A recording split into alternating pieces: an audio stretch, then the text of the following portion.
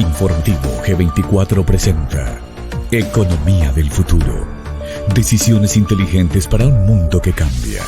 Un análisis en perspectiva para que usted decida sobre su futuro. Invitado, Daniel Stulin, doctor en inteligencia conceptual, escritor e investigador de escenarios próximos, basado en inquietudes de la opinión pública y la comunidad de analíticos de Informativo G24. Dirección y concepto periodístico, Sandra Valencia. Bienvenidos.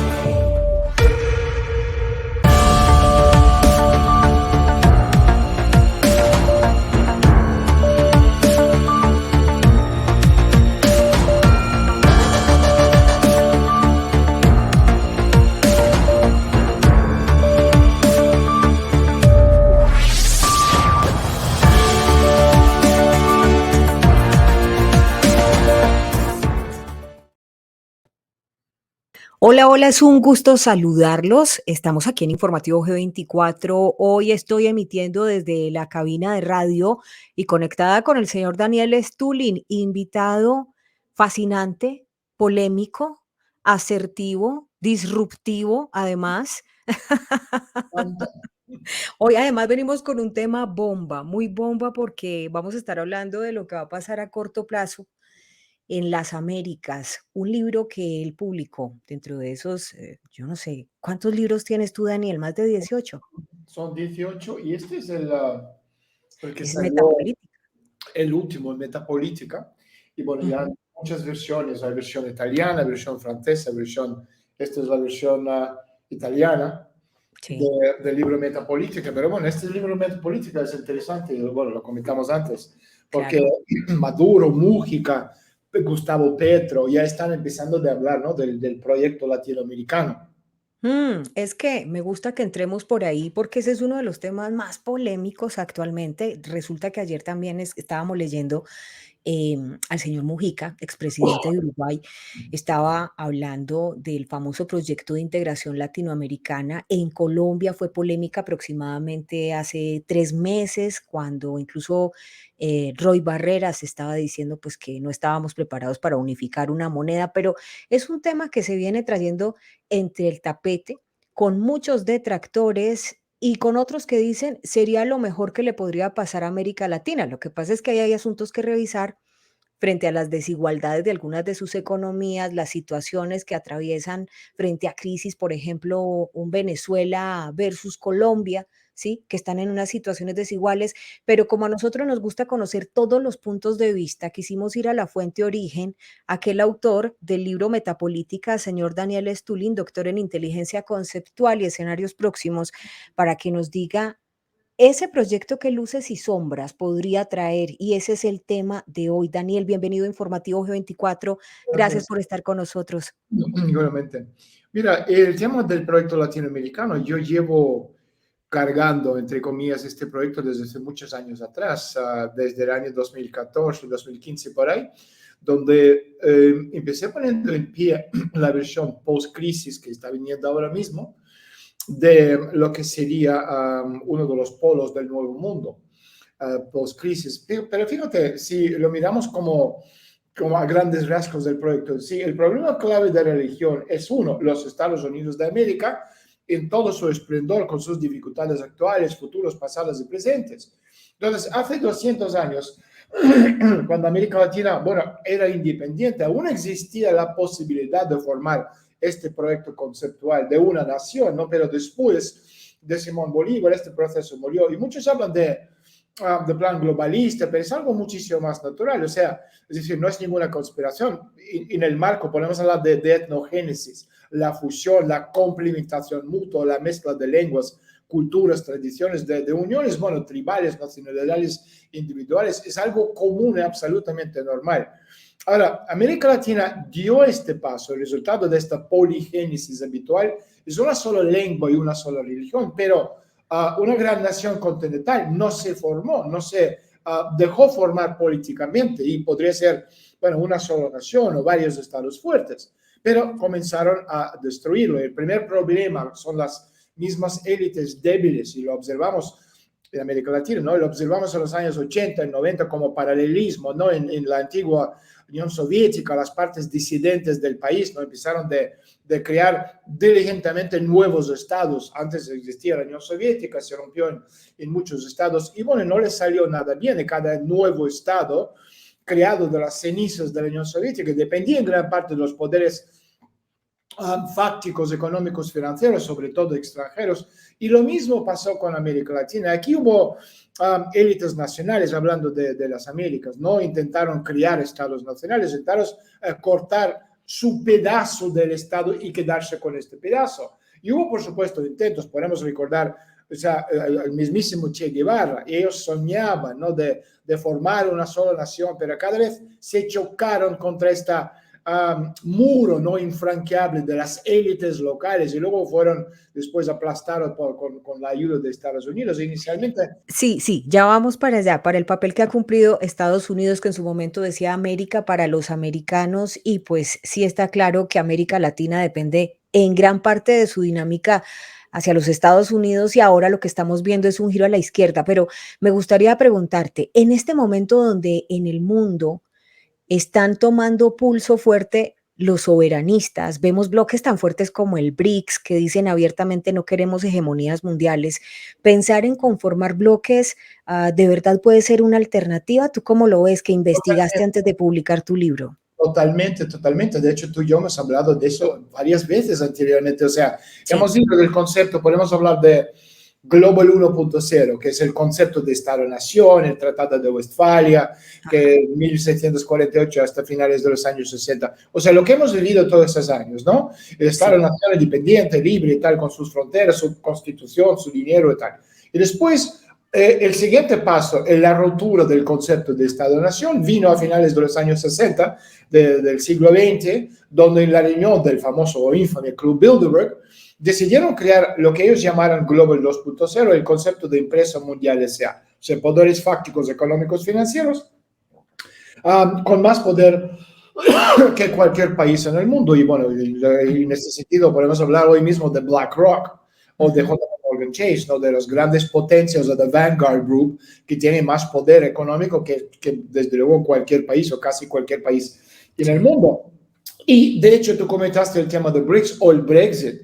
Estos son los dos intentos llevados a cabo el concepto de regionalizar la economía. Esto sería, digamos, Global 3.0. Hemos ido de Estado-Nación, empresa mundial S.A. y el siguiente paso, regionalización de la economía, porque el concepto de globalismo ya está muerto. Lo que hemos visto en 2020 y 2021 es justo la muerte del globalismo y ahora viene la parte de regionalización de la economía. En este sentido, el proyecto latinoamericano tiene toda su lógica.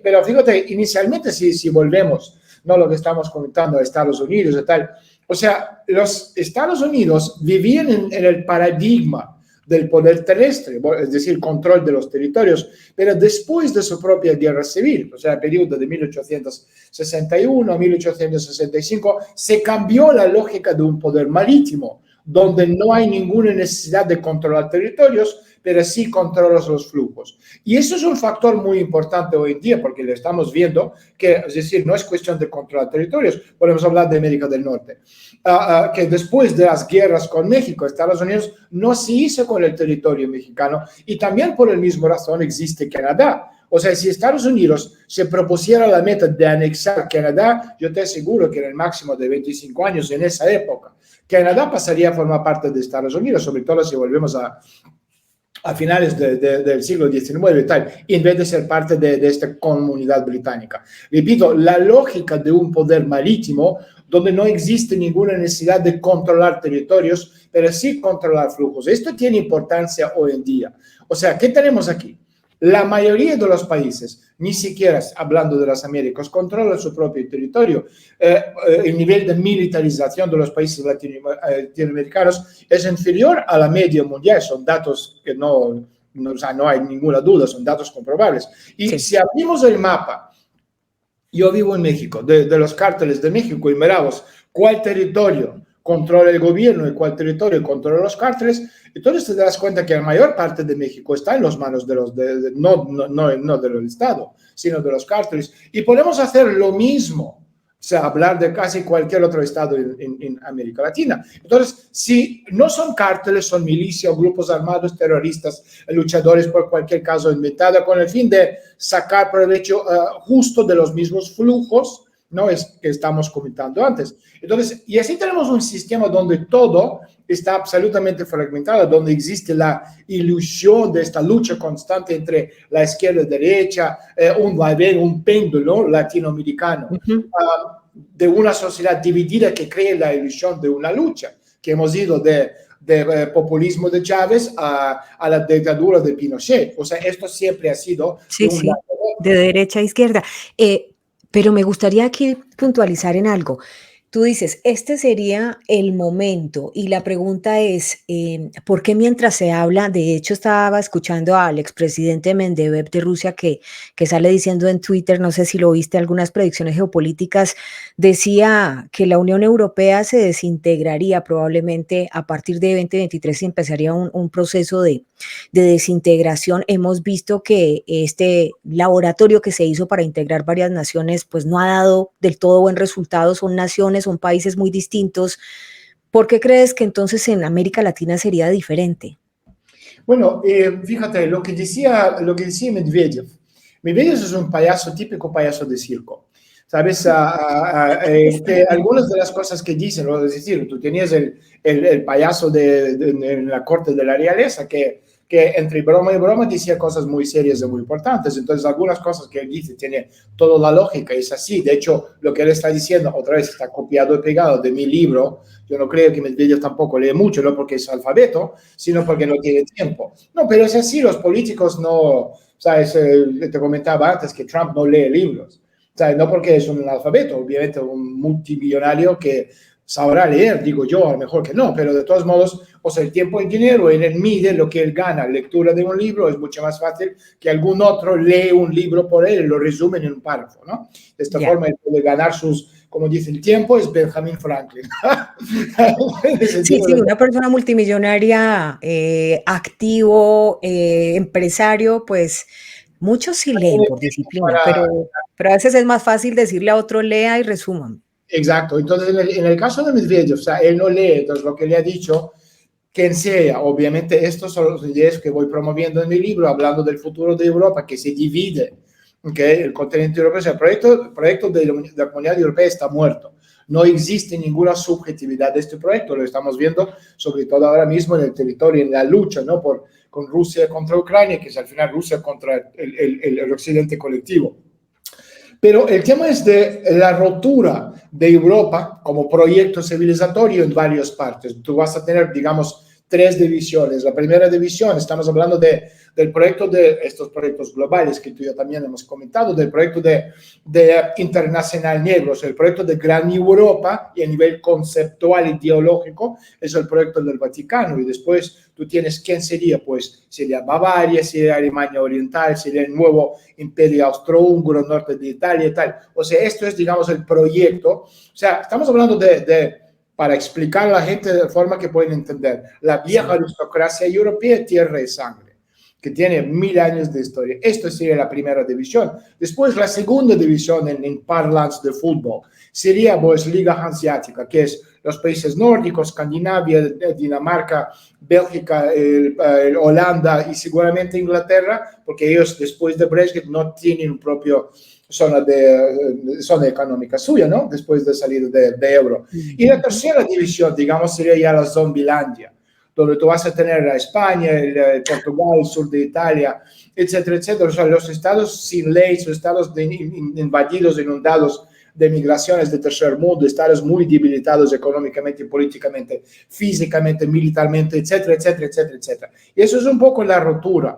Ahora, el problema principal de Europa es falta de subjetividad. No tiene un proyecto. América Latina sí. Y es el proyecto de Gran Colombia de Simón Bolívar.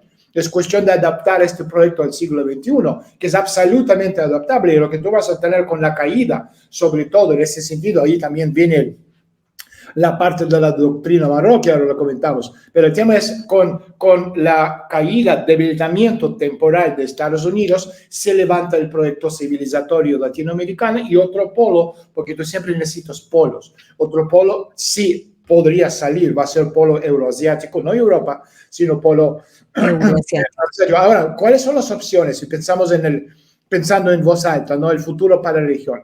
Repito, con el debilitamiento de Estados Unidos, te surgen opciones interesantes, por ejemplo, recuperar todo perdido, crear una sola gran América Latina. ¿Qué tenemos en Estados Unidos? Bueno, por un lado, tú tienes Make America Great Again, que es la América de los padres fundadores, detrás del cual ha estado en el pasado no muy lejano Donald Trump. Y por otro lado, tú tienes el grupo de corporaciones transnacionales. Y esta es la lucha que también estamos viendo, bueno, desde la llegada de Trump, entre los que apoyan, es decir, levantar a Estados Unidos a costa del mundo, y los liberales financistas, de estos podemos hablar de Biden, de Clinton, de uno de cualquiera de estos.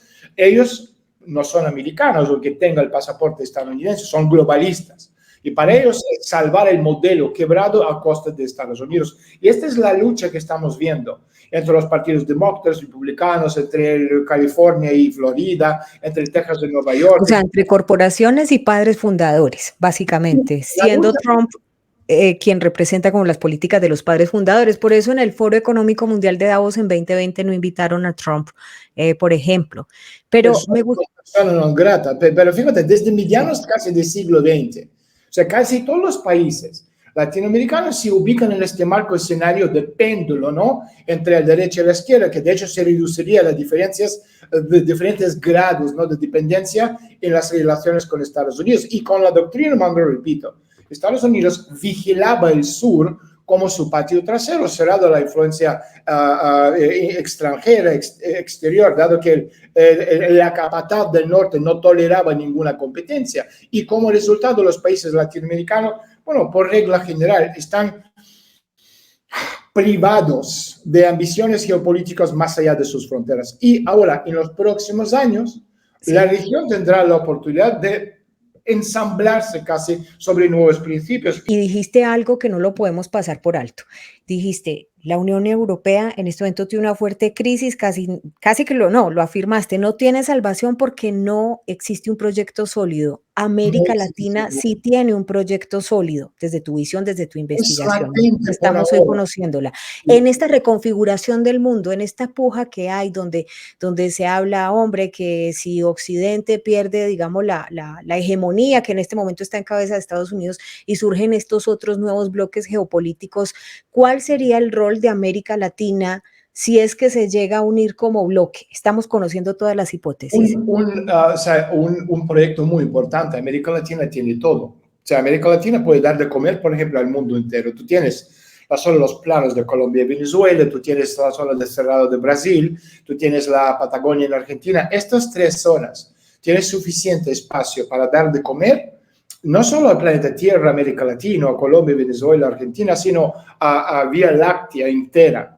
En ese sentido, en la edad sobre todo de la hambruna planetaria que estamos viendo, que el Vaticano ha dicho hace pocos días, que esperan que este año 500 millones de personas pasarán hambre. O sea, estamos hablando de 500 millones de personas. Fíjate el número, ha subido de 280 millones en el año 2020 a 365, si no me equivoco, el año pasado, y a 500 este año. O sea, son números escalofriantes. Obviamente estamos hablando de África, pero también podríamos hablar de América Latina, que no debería nunca pasar hambre, porque tiene todos los recursos naturales necesarios más. Si tú miras países como Venezuela, que tiene, o sea, todos los 15 de los 17 principales minerales están ahí. Ustedes a nivel de continente tenéis la población, que es el recurso principal, joven, que esto es, fíjate, lo comparas con Estados Unidos, lo comparas con la Unión Europea, donde la población está absolutamente envejecida, y en América Latina todo lo contrario. Te pongo un ejemplo: México. El recurso principal de México no es ni plata, ni petróleo, ni gas natural, ni litio, es la juventud del país, que son 52 millones de jóvenes que están estudiando, que quieren ser ingenieros, astronautas, astrofísicos. Como ejemplo, tercera parte de la gente que están trabajando en NASA, el proyecto de Marte, son mexicanos. Y esto para que te das cuenta de la capacidad del continente producir gente inteligente que van a mejorar a través del avance tecnológico la vida del ser humano por kilómetro cuadrado de espacio contra la naturaleza. Y esto es en cualquier país de América Latina. Y esto es una grandísima ventaja. Por esto, reordenamiento que estamos viendo ahora mismo coloca, después de la crisis, sobre todo en Estados Unidos, América Latina en una posición muy privilegiada. Es indiscutible que las Américas, en este caso América Latina, está teniendo un rol muy importante en el mundo. Los ojos del mundo están puestos en América Latina y no podemos pasar por alto esa reconfiguración del mapa político que se ha dado. Hemos visto un giro a la izquierda. A mí me encanta hablar particularmente contigo. Sí. Políticamente puede que tengamos visiones muy distintas, pero como analistas nos entendemos y me gusta porque tenemos conversaciones altamente constructivas de visionar más allá de un extremo u otro, porque entendemos que ese no es el futuro de la civilización. O sea, el futuro de la civilización es poder entenderse. Y me gustaría preguntarte, esta reconfiguración de América Latina, donde hemos visto que países como Brasil, donde se vivió recientemente una crisis tan profunda, luego de las elecciones presidenciales, donde hemos visto también que Chile en su momento tuvo una crisis álgida de tipo social, luego ganó Boric, que fue uno de Sí. los líderes de esas protestas, Colombia, Gustavo Petro, también una de las caras visibles del M-19, otro de los grupos, digamos, guerrilleros de su momento, que luego fue indultado por el gobierno.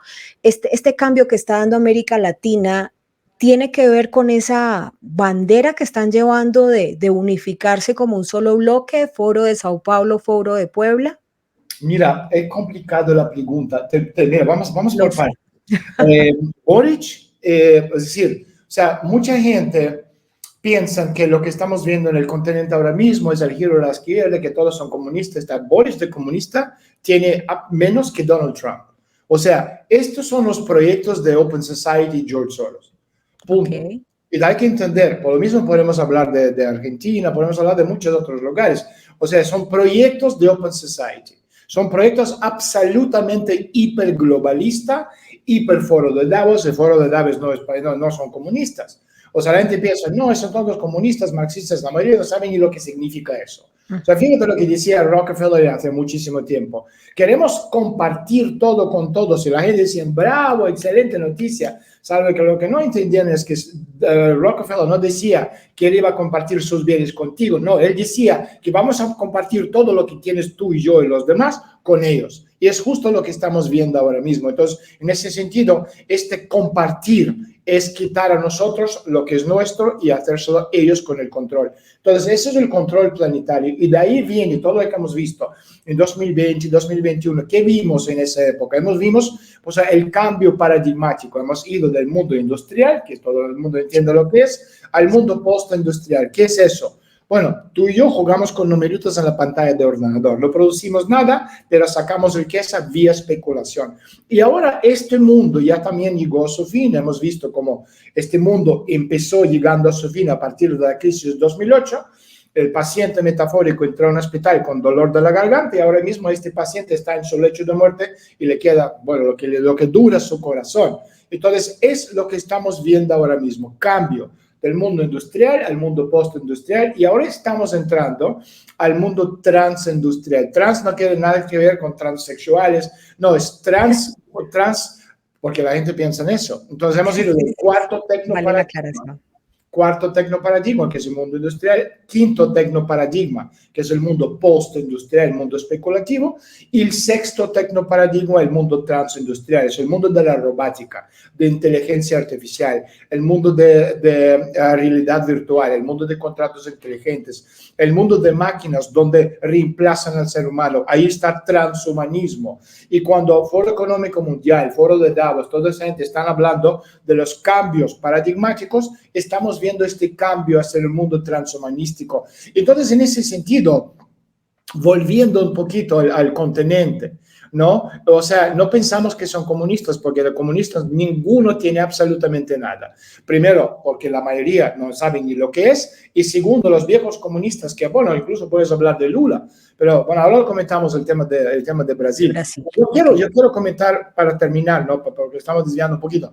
O sea, el tema del continente para terminar. O sea, una opción Yo te lo digo desde la óptica de analista a nivel conceptual. Es crear un Estado tradicional.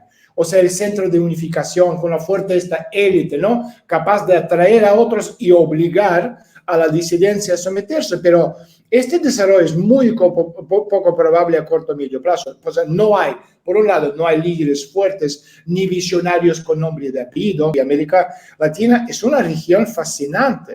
O sea, los procesos de formación de una sola nación, el mestizaje, estuvieron, bueno, detenidos y congelados durante 200 años. Y la presencia de una sola lengua, cultura, religión en cualquier otra parte del mundo sería suficiente para hablar de una nación común. Pero las élites provinciales, hablando de América Latina, de estos pueblos pequeños después del final del periodo colonial, bueno, se opusieron a la formación de no solo un solo estado, sino incluso de varios estados fuertes. Y el colapso, ya para terminar, en curso del mundo global, le da una oportunidad a América Latina, pero para ella, en la mayoría de sus países, se necesita una limpieza casi total de las élites. Yo no estoy hablando de violencia, no estoy hablando de matanzas, estoy hablando de la misma forma que un político viejo se va, tú estás entrenando a los políticos nuevos para que puedan entrar en el biológico, político, social, etc.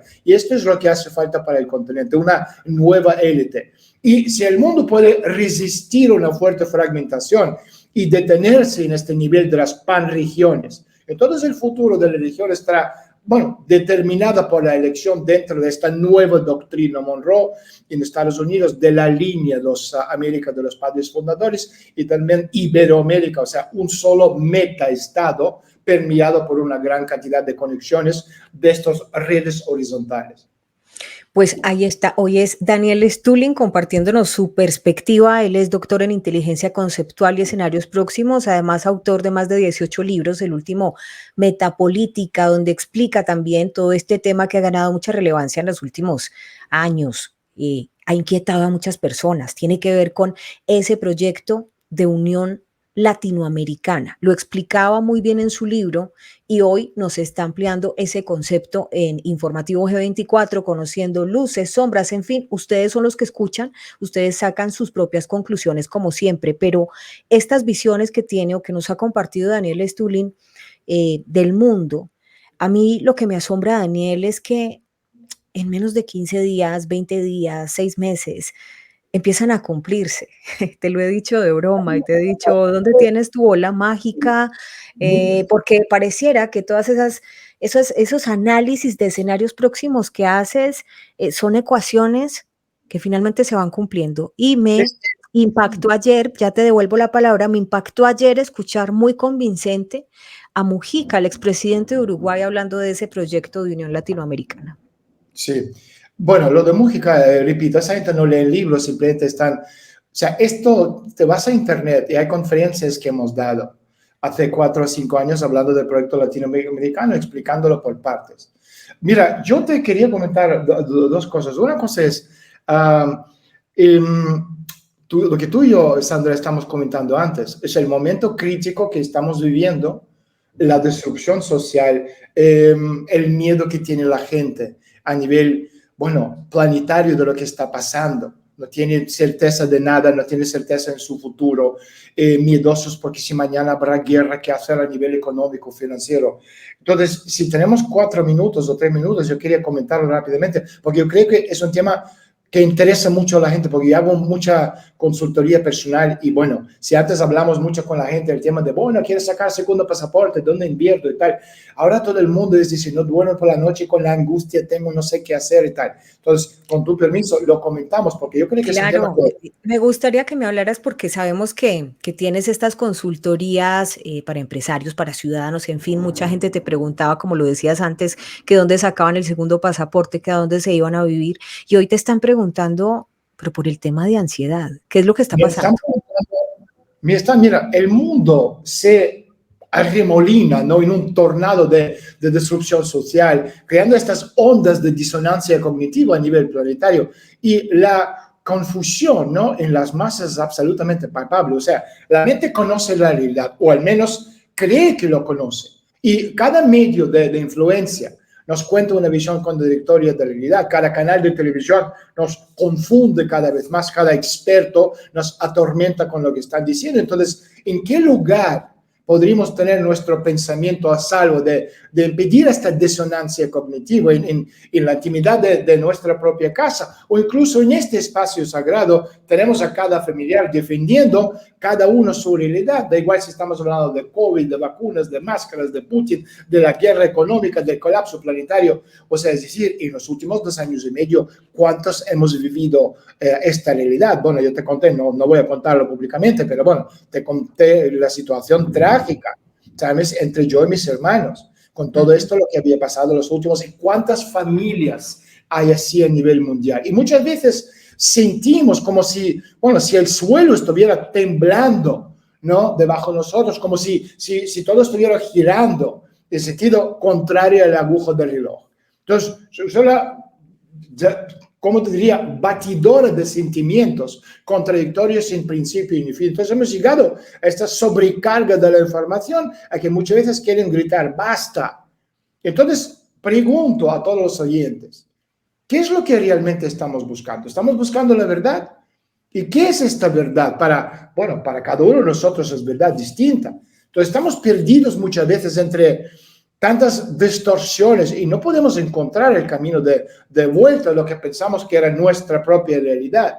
Entonces, esta disrupción social se está afianzando y cambiando la forma de ver el mundo. O sea, los viejos cánones de los buenos y malos, rojos, los verdes, azules, amarillos, ¿dónde ha ido la lógica? Muchas veces me pregunto, escuchando la manera de razonar a la gente.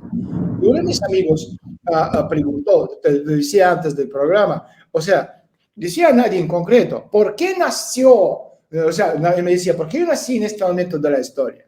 Para navegar por esta agitación social creciente, ser testigo de una nueva capa, ¿no? Que respira la tierra, creando una nueva fuerza de vida, haciendo que todo cuestionan todo. ¿Es este el mejor momento para estar vivo? Estamos atrapados, ¿no? En este callejón sin salida. Y tantos pensamientos, reflexiones, ideas, historias, preguntas y más preguntas. Entonces yo me pregunto cada día, o sea, para decir, porque claro, yo que estoy, la gente me pregunta, oye, que tú estás metido en eso, ¿cómo vives contigo mismo? ¿No tienes angustia? Yo me pregunto cada día a mí mismo, ¿cómo me siento yo hoy? Escucho a mi cuerpo, a mi conciencia. O sea, tengo un cliente que está agobiadísimo con todo lo que está pasando en el mundo. Y yo le pregunté el otro día, ¿te has dicho a ti mismo que eres amado? ¿Te has permitido alejarte, vaciar tu mente, sentir lo que sientes sin pensar? Te encuentras en un estado de angustia, es un estado de paz. ¿Y cómo llegas a este estado de paz? Y no importa lo fuerte que creemos que somos, no importa cuántas convicciones tengamos de nuestras creencias, cuántos conocimientos sentimos que hemos acumulado, porque somos humanos. Este mundo está en un estado de agitación social diario, como una batidora. Entonces es importante entender lo siguiente. Hay que buscar un lugar para encontrar nuestro propio paz mental. ¿Y cuál es este lugar? Cada uno tendrá lo suyo. Es el árbol, puede ser en el patio trasero de tu casa, una roca junto al río, el parque por el que a veces caminas, una habitación tranquila de tu casa, el porche delante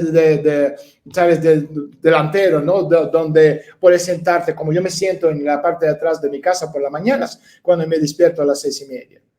Entonces, vas a este espacio, más a menudo te sientes, te ponderas, y te sientes esta paz, vacía tu mente, respira, y todo se desarrolla como se supone que debe hacerlo. Podemos elegir creer que tenemos el control de todas las cosas externas, pero la realidad es que solo tenemos el control de nosotros mismos. Elegimos cómo deseamos sentirnos, pensar y gastar energía, pasar nuestro tiempo, en qué deseamos creer. Y todos son elecciones. A veces escapar de esta realidad ilusoria es exactamente lo que necesitamos, ¿no? Para recalibrar a nosotros mismos. Y estos revueltos sociales seguirán durante muchísimo tiempo. Así que mantén el ritmo, sé amable contigo mismo y sobre todo también paciente con los demás. Es muy parecido o sea, bajar de un avión, te pongo un ejemplo, ¿no? Yo que viajo mucho, te bajas de un avión a un país, a una cultura completamente diferente. Imagínate, vas a los Emiratos Árabes o vas a la India. Tú tienes el simbolismo, un lenguaje que te confunde. y no te suena nada, pero estarás ahí por un tiempo, vacaciones o lo que sea, por lo que es necesario ajustarse y conectarte con tu alma, con tu fuerza guía. Y lo que estoy diciendo puede sentirse, bueno, extraño, pero la huella de tu alma todavía está dentro de ti porque eres tú y hay que recordarlo. Entonces, en el caso de duda, recuerda, o sea, que por encima de todo, escuchar a tu corazón, ese abrazo, sepa que es amado, mantén el rumbo de tu alma. ¿Hasta dónde llegaría para proteger uno a tu hijo? A veces se debe hacer ciertos sacrificios a cambio del equilibrio, crear un cambio. Para hacer el cambio, tú necesitas saber lo que nos viene encima, porque tenemos obligaciones a nuestros hijos que dependen de nosotros. Y por eso no podemos cerrar los ojos a la verdad. No necesitamos un ejército para organizar algo de esta naturaleza. Necesitan los corazones de los mamás, de los papás, que quieren luchar por sus hijos. Y darte cuenta que nosotros, solo nosotros, estamos a cargo de nuestro propio destino. Yo soy responsable de mi vida y de la vida de mi familia. Y nadie más. Entonces comenzamos con eso, con sí mismo. Luego con la familia, luego con expandirse a nivel de la comunidad y finalmente ya podemos ir pensando a nivel global. Porque si todos se toman el tiempo de enfocarse en lo que podría ser, en lugar de lo que ha sido, este mundo sería un lugar muchísimo más brillante, mucho más seguro, muchísimo más feliz. Y no hay mejor momento que el presente para empezar este camino y mantenernos por encima, ¿no? de esta oscuridad que se va expandiéndose ante nuestros ojos, porque ya, bueno, crea ventanas de las oportunidades para trascender este viejo sistema. A diferencia de petróleo, Sandra, el coraje y la valentía es un recurso absolutamente inagotable. Wow, impresionantes palabras profundas. Daniel Stulin, hoy en Informativo G24, antes de despedirte, a mí me gustaría aprovechar esta oportunidad porque tengo entendido que en tu plataforma propia, que se llama Stulin Media, ustedes pueden buscarla en internet, Stulin Media, tienes tu propio canal de televisión, ya hemos visto pues que tienes un contenido allí muy impactante, muy interesante, tienes audios semanales también con análisis. Los que están interesados, porque mucha gente pregunta, hoy es fascinante, porque muchos de tus seguidores han estado en nuestros webinars y tal, pero bueno, estamos hablando de conocimiento continuo. Estamos hablando de 2 entrevistas por semana con algunos personajes más importantes del mundo de hoy. Hemos entrevistado hace 2 semanas que la gente van a poder ver Peter Koenig, que es un exdirector muy alto, muy importante del Banco Mundial, que después salió, era el jefe de toda la parte de cambio climático, la parte de alimentación, y sacó a la luz todo lo que él estaba viendo a lo largo de su vida. Pero de todos modos, todo está ahí en la página stulin.media. Y bueno, te dejo la información, Sandra, para que la gente pueda entrar a la página a través del link que tú le vas a dar. Sí, lo voy a dejar justamente como siempre lo hacemos con Daniel Stulin. El link va a estar aquí abajo iniciando los comentarios. Ahí se pueden registrar ustedes directamente en esta plataforma y pues vale la pena el contenido. Yo creo que es información de alto valor que seguramente les va a apoyar muchísimo también en el panorama para comprender mucho más todo lo que está pasando en el mundo, tomar buenas decisiones y especialmente porque es una propuesta constructiva. Eso yo creo que es muy importante. Ya lo saben, ahí está el link debajo en la descripción de los comentarios. Oye, ha empezado una tormenta eléctrica acá, no sé si se han percibido los truenos en algún momento. Yo pensaba así, gruñidos de un perro, pero no, ok, sí te escucho. No tengo perrito, pero son los truenos, ahí están de fondo también. Daniel, como siempre ha sido un gustazo hablar contigo. Fuerte abrazo. Sabes que eres bienvenidísimo a este canal. Te agradezco enormemente tu apertura, tu receptividad para preguntas que sé que a veces no son nada fáciles, pero sobre todo la claridad con la que respondes. Eso nos gusta mucho. Dios te bendiga. Cuídate mucho. Gracias por todo. Chao. Para ti también. Chao, chao. Ahí está Daniel Stulin, gran analista. Ustedes muchísimas gracias por estar con nosotros en Informativo G24. No competimos con la inmediatez. Nuestra apuesta es el análisis porque queremos que usted sea su propio analista. Estamos en www.canalg24.tv. Dios con todos. Bienvenidos a nuestros nuevos suscriptores y gracias por acompañarnos.